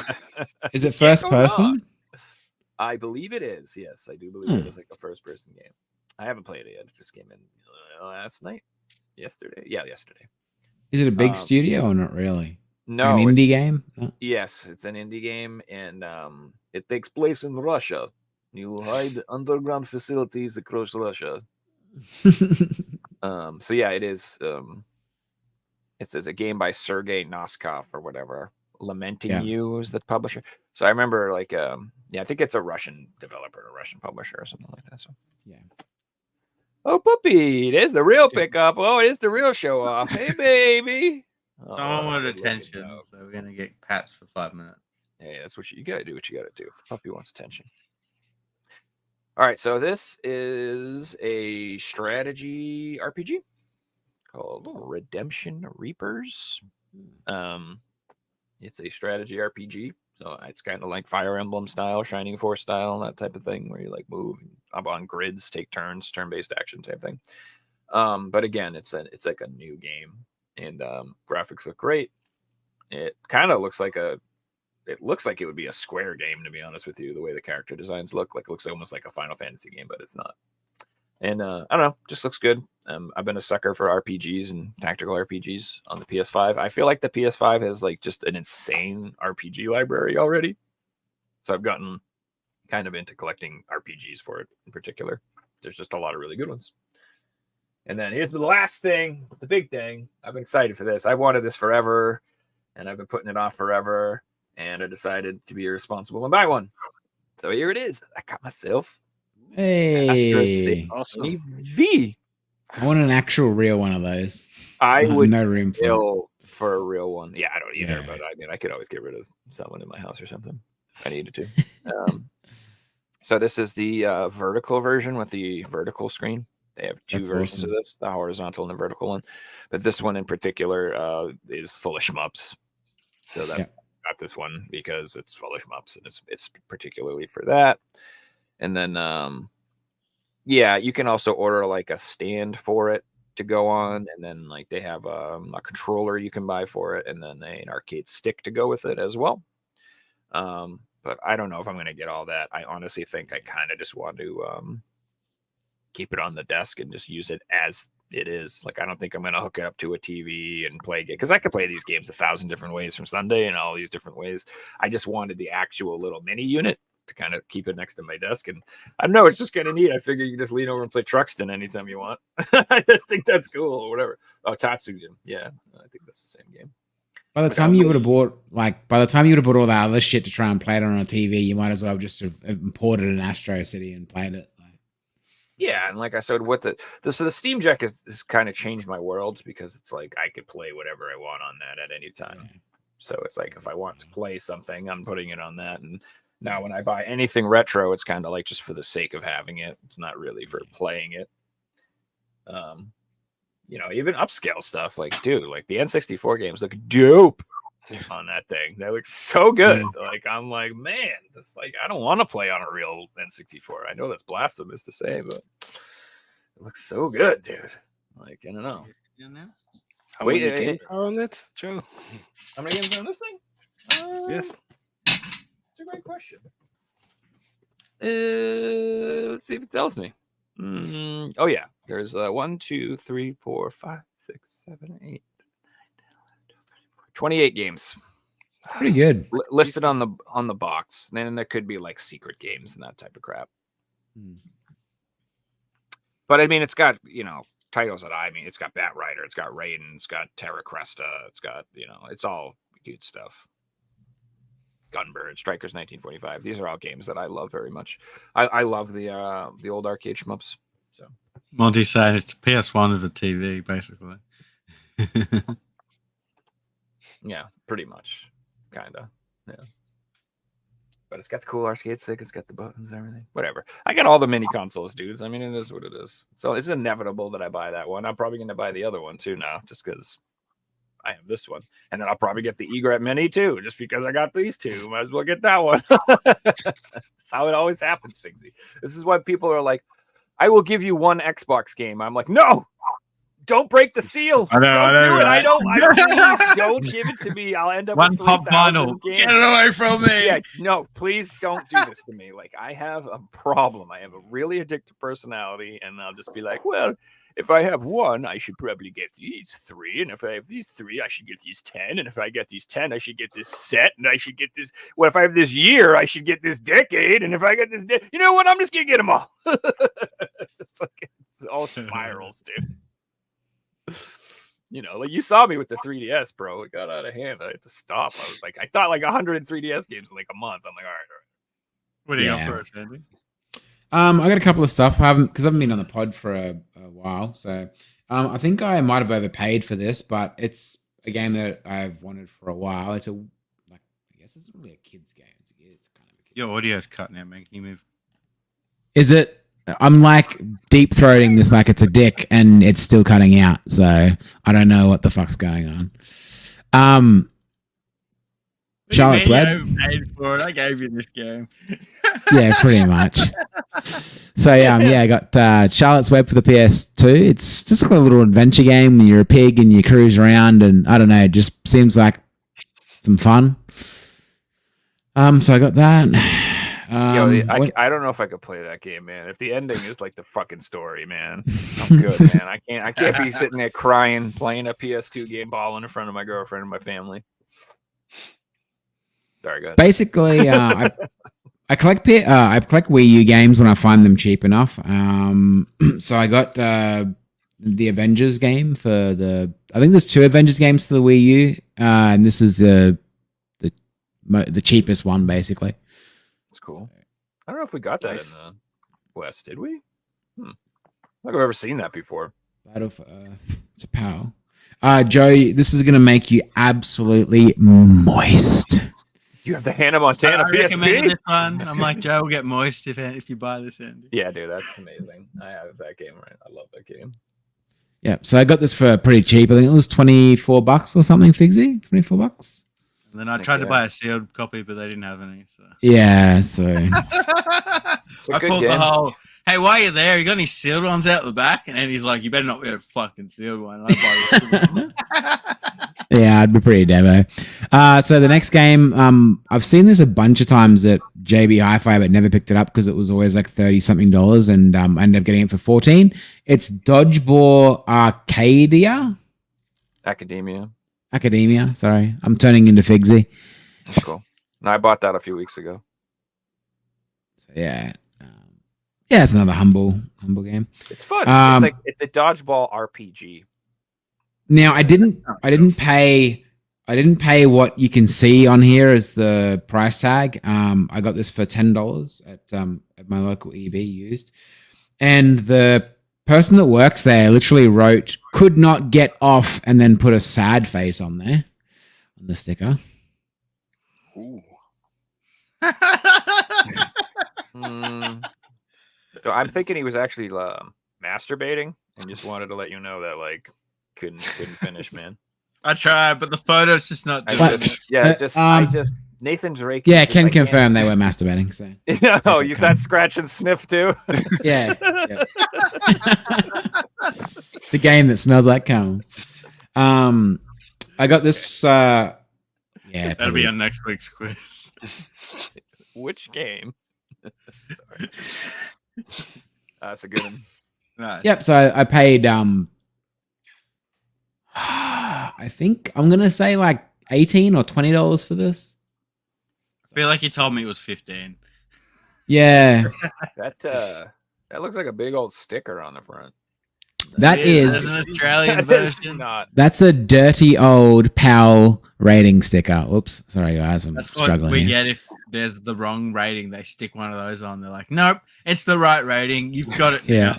You've Yeah. got the sticker now. It's all good. That's Yeah, just- yeah, it's that's taking up 40% of the artwork, but you've got it. You know that it's an M game, and you know. you can still see the ESRB underneath it, but that's fine. Yeah. No one will notice. It's a good game though. If it makes you feel better. So Is I've this been. on the case or on the paper? It's they're never usually on the actual artwork. They're always they're usually on the actual Sometimes case. they are. Yeah, I have had that before. In New So I've Zealand, been especially, they are. Like, they love putting theirs on the artwork. yeah. So I don't really collect VR games, but when I see an interesting one that I like, I grab it. And I've never heard of this before, and I saw it and I thought it was cheap enough. So, Eagle Flight. Yeah, it's a Ubisoft game, so it looked pretty cool. yeah, you I like knew it. you fly around as an eagle, and you like maneuver with your head. Oh wow, that sounds like motion sickness overload. It's like Superman 64. You like fly through rings and. It sounds pretty cool, actually, honestly. So The next, I was just pissed that I couldn't crap on people. Like, why can't I fly around and crap on people? Like, if I get to play a bird game, I want a button to drop Oh, on people. that would be awesome. You like fly around a neighborhood waiting to see Absolutely. like people that have washed their cars, and you come and just shit Yeah. on their cars. And And there's different Just points. go to for, like, Figgsy's you hit house, the- sit on his car, like if the you- rest yeah, someone's having a picnic out the back of their house, shit on their food. Yeah. You get like bonus points for landing in the convertible. You know what I mean? You know what I mean? Like, heck yeah. Yeah, you could be onto something here. Dude, people know, hey, yo, game designers, get at me. We'll figure something out. All right, so the next game is called Journey to Save the. Journey to the Savage Planet. I've never played this. I've seen this though. Yeah, How it looks like very a strange sci-fi satire of late-stage capitalism. Sorry, capitalism. Now I think could be wrong, but is that one of those games where like your freaking guns talk to you and stuff, or is that a different? No, that's a No, I different think you're game. thinking of No, High. What's it called? High on Yeah. Life. Yeah. Yeah. That game looked pretty good though. I'm curious It's if you pretty actually good. play that. Let me know. Yeah. If you like Rick and Morty, you'd like that game. I watch people playing it on Twitch, and it just looked funny. You know, it looked like everything's a good joke and blah blah Mhm. blah. So here we got another typical example of a dirty old PAL sticker that's been stuck on the front of a game and ruined it. Well, it's been stuck on there twice actually. They did it twice. So we got this one. And Here's what do your we have sticker. to say about it? Sorry. It basically just looks like a little platform, like an open world sort of platformer. And yeah, they've ruined the back with another PAL logo. Oh, so- I love my how the God. sticker's the most interesting part of the game. yeah. Yeah, but it's from a small little indie studio. Oh, holy shit! There's another sticker on the spine. What the hell? There's probably one on the disc too. Oh, let's have a look. No, okay. So the it's still a Peggy. It's still with a Peggy logo on it. So it's all good. So that's all I got to share, guys. Thanks for letting me share. I feel like it's an Alcoholics Anonymous meeting. But yeah. Thanks, Hi. Andy. My name's Figsy. One day at a time, I'm brother. a collector anonymous too. Well, I've been buying games lately, as you guys know, but I was game hunting with Andy yesterday, and he picked up a game and said, "Hey, Figsy, this is a good price," and he was right, so I bought it.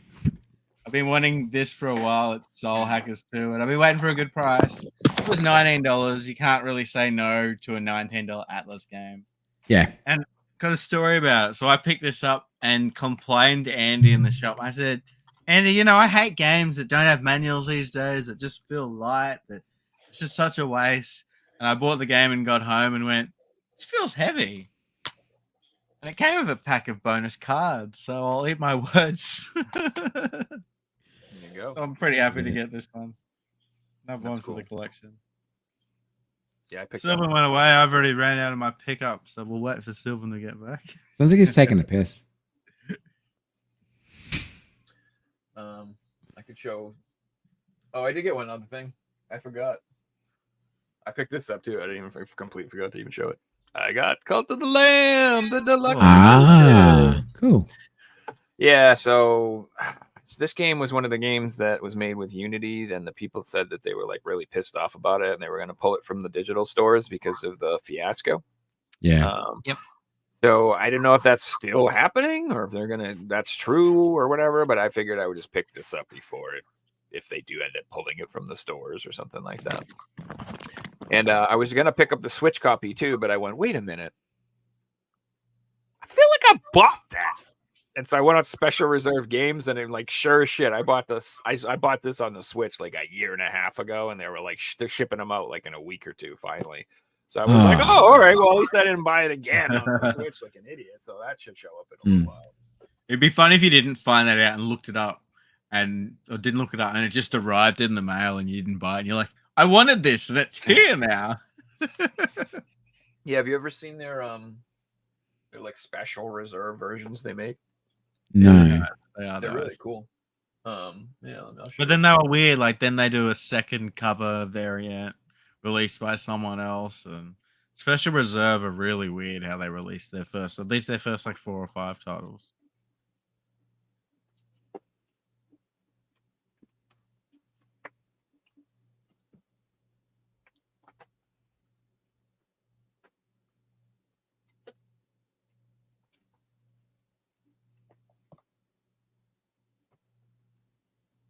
Yeah, they make these they're like all these like they're like super blacked out.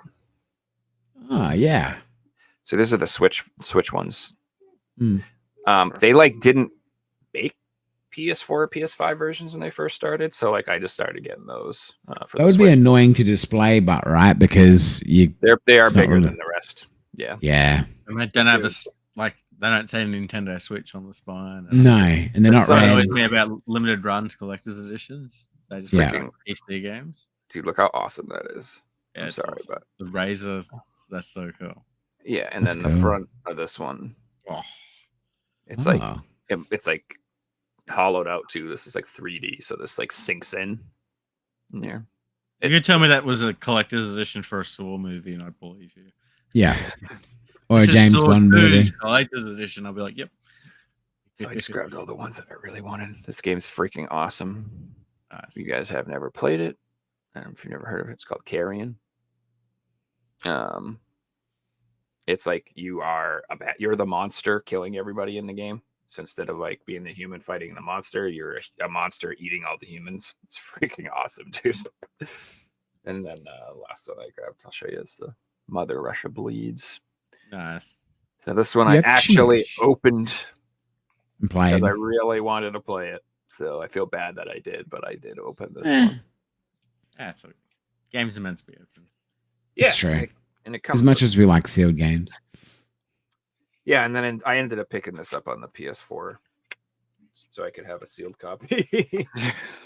Nice.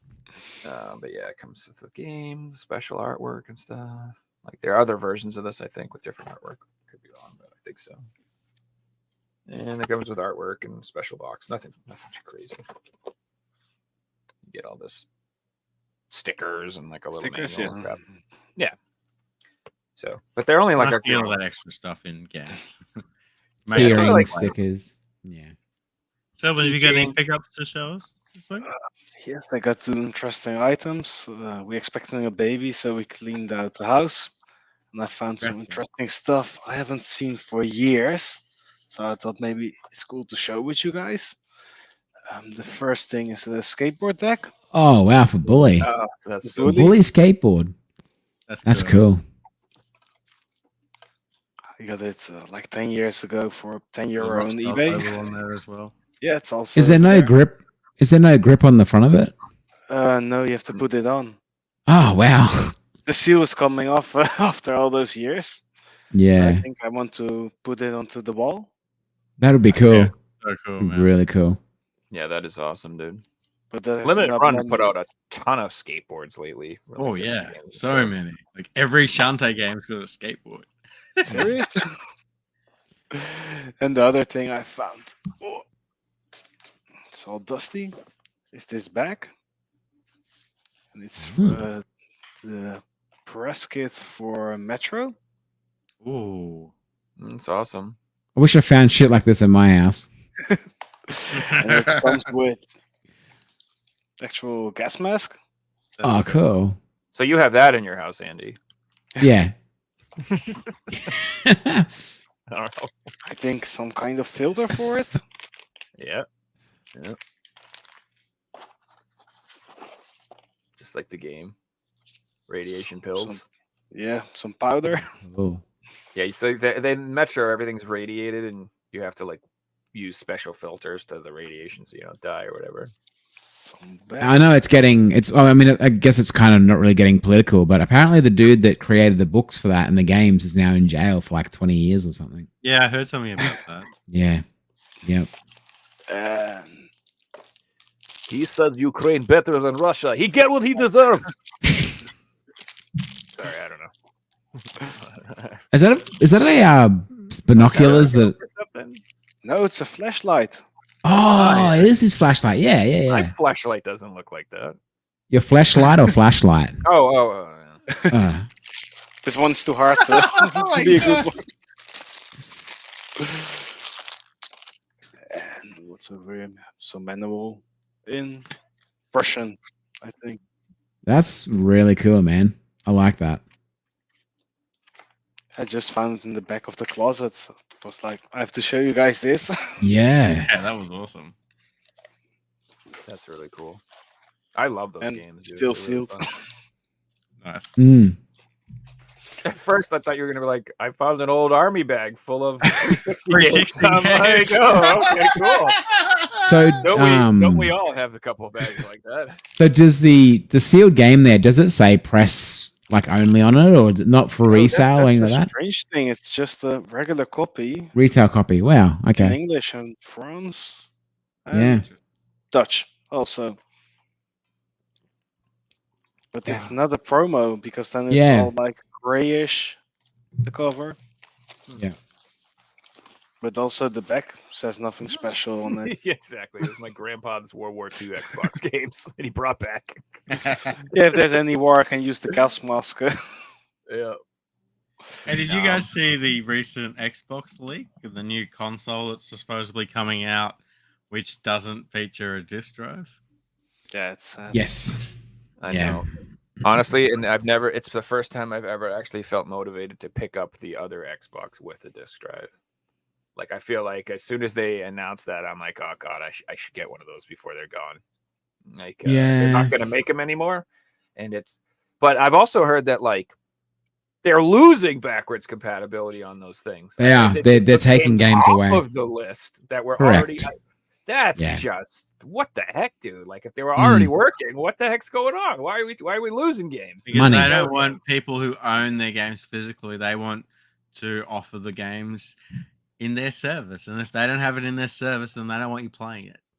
And it might come down to other things like the Red Dead game, where like if it wasn't a backwards compatible game, they could have sold it to Xbox players, but because it was a backwards compatible game, the people that had it, they didn't have to pay for it because they could already play it. So That's a good point. Yeah. Well, there's a solution to that. You could like improve the game and make it like give people a reason to buy your version. yeah, Instead of me and just Figsy saw that the other day and the laughed. Same version for $40 again. Yeah. You jerks. Like, Yeah. come on, man. I'm sorry. I don't know. That just really irritated me. And Red Dead's great. No, That's cool. But like, that's, remaster the damn thing. I mean, now you can have your backwards compatible version, and then you can sell your new one.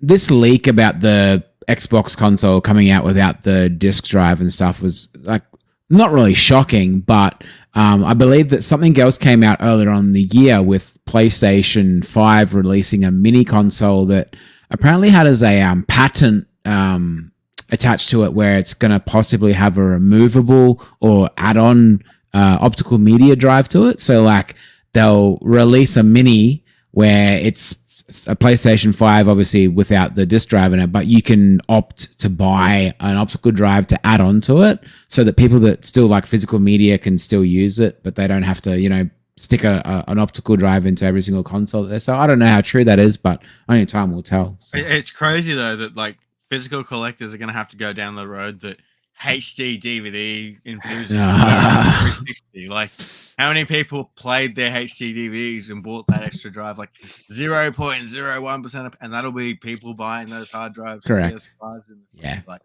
I know this isn't the new PlayStation or Nintendo console, but with Xbox going down this road, I can't see Sony and Nintendo not going down this road in the future, and like digital just being the future for gaming. Like digital's already the future of PC gaming. It's been here for 10 plus years.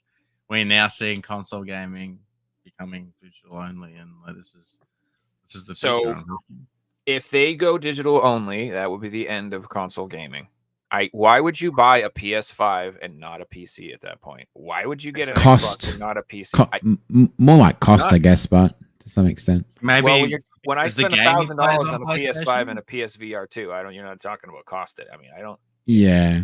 To children, I suppose, but these consoles, they ain't $200 anymore.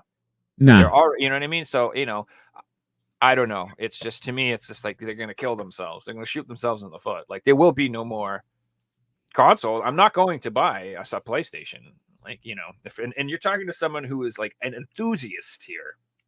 Like, I love PlayStation, and I'm not going to buy one if there's no more physical games. So I'm guessing they're making these decisions, but based off stats that they have, and they wouldn't make a bad business decision. So I'm guessing that, Xbox and PlayStation in the background know the percentage of people that buy physical games versus digital. And they obviously know that if they don't put, an optical drive or a physical media reader in these consoles, that it might not hurt them that much because there isn't many people still buying buying physical media. You know what I mean? That's wrong, though. That's wrong. How many digital video game conventions are there going to be?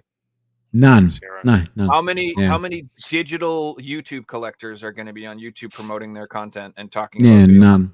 They're going to kill off their digital collections. They're going to destroy interest in the very thing that they sell. I agree. Yeah. To try to make money off of kids who play Fortnite. Go ahead, dudes. It might work. I don't know, but not going to work for me. Like, I'm just going to say, I'm just going to keep buying PS4 and Switch games to the end of time. Me too. I'll never own them all anyway. I'll never have them all. So I can collect that for the end. I can collect PS1 through PS5 and Switch and stuff forever. I can start collecting GameCube. I don't. It's just, like I said, it's inevitable. I guess it's going to happen, but I don't think it's like this. None of us here have a desire to collect digital games. Like, there's people that collect Steam games. In the future, I'm sure we'll see people that collect PlayStation digital games and games on their Xbox, and there'll be videos of, hey, check out my 1,000 PS4 collection digitally or PS. That'll be a thing in the future because it's a thing on Steam. Like, I've sold Football Manager 10 copies of every year to a guy, and he's like, I don't need the cases. I just bought them for my collection just to have them in my library. Like, that was a mind-blowing moment to me, but I'm like, that's people do that. It makes the guy happy, and that's a thing. So it'll come full circle with console gaming, I feel. And I feel like Joe said, there'll be that audience that doesn't want to do that, and companies like Limited Run are going to stay around, continue to release digital games, physical games that are digital only, and because there is a market, and they're going to still make money on us, and I think that's great. If it might get to the point in the future where Limited Run are releasing AAA games because AAA studios aren't making a physical copy, and they're paying these companies to release that big AAA game. Possible for the collectors. Like Alan Wake 2, they tried to get that done physically. So Jason said, "Aren't you doing the same thing with your Steam Deck?" And I have not paid for a single game on my Steam Deck, friend. It's completely 100% pirated. Every single thing on there is 100% pirated games. I'm not paying to collect anything on there. Well, that's a good point, Joe. And PC gaming, piracy is a big thing, but piracy isn't really a thing for consoles. Like, it is. More about this than me. It is. Like, PlayStation 4. Piracy is a big thing because they're jailbroken now and have been for years. The Switch, there's still a massive amount of piracy around it. The Xbox, no. The Xbox is still the only console that hasn't been hacked since, well, the 360 was the last Xbox console that was hacked. And yeah, no, consoles still suffer from piracy as well. It's obviously not as big as PC games, but yeah. You have to have a little more technical know-how, I think, to hack consoles. Correct. Yeah, there's a lot more of a... Not that PC stuff's simple, but it's a lot easier, I feel like, to do. You just go Correct. on YouTube. How do I download this game? Follow a link, and you've got it. Yeah. Yeah, you got a virus probably.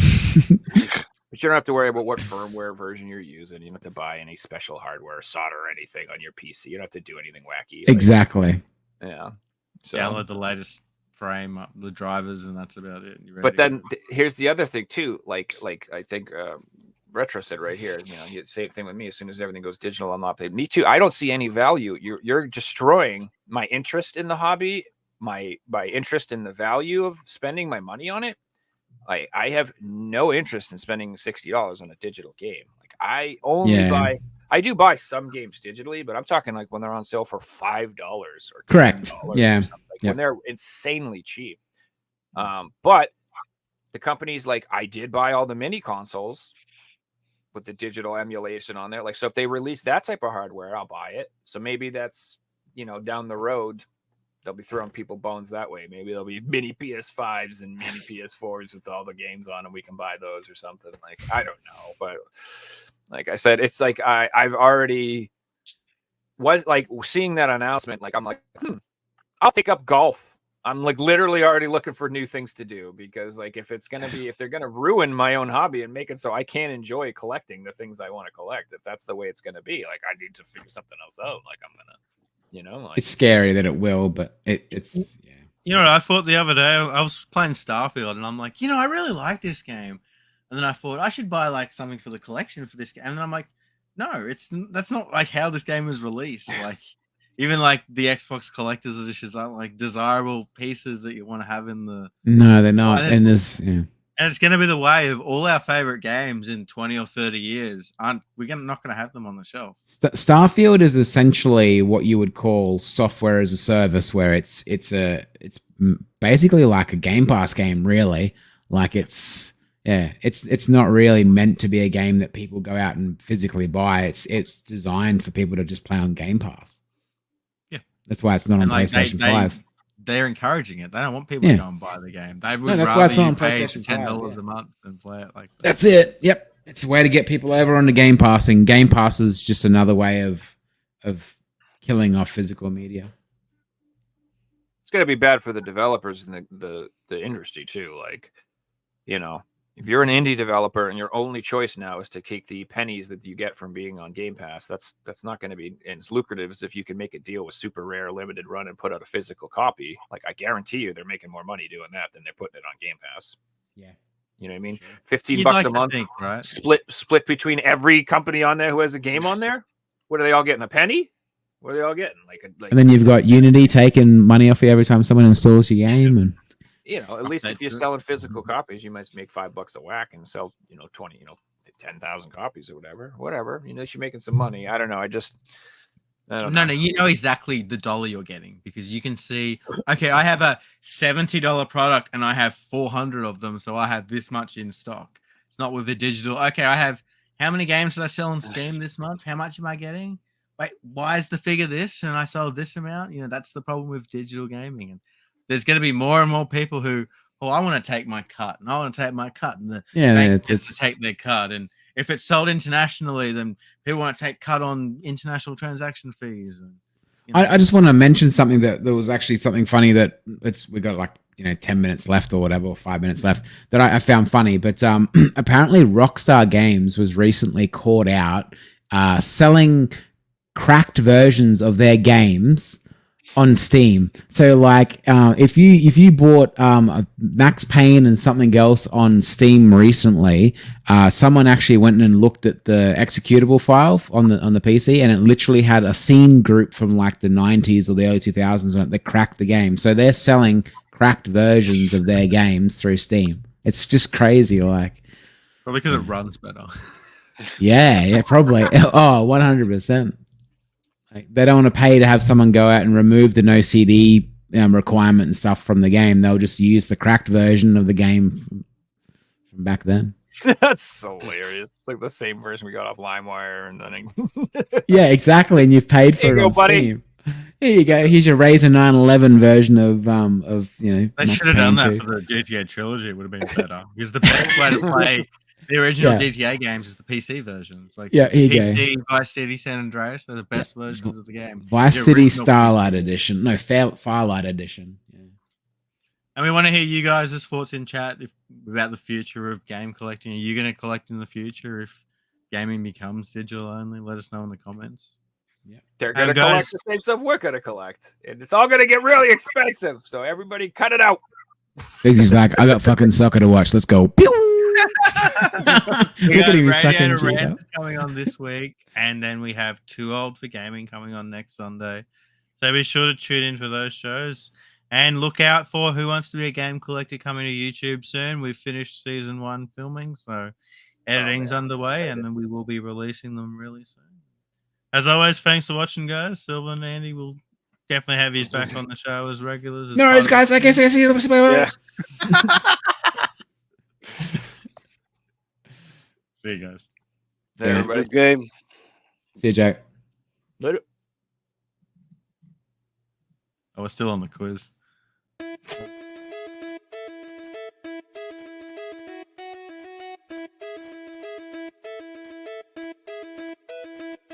You found the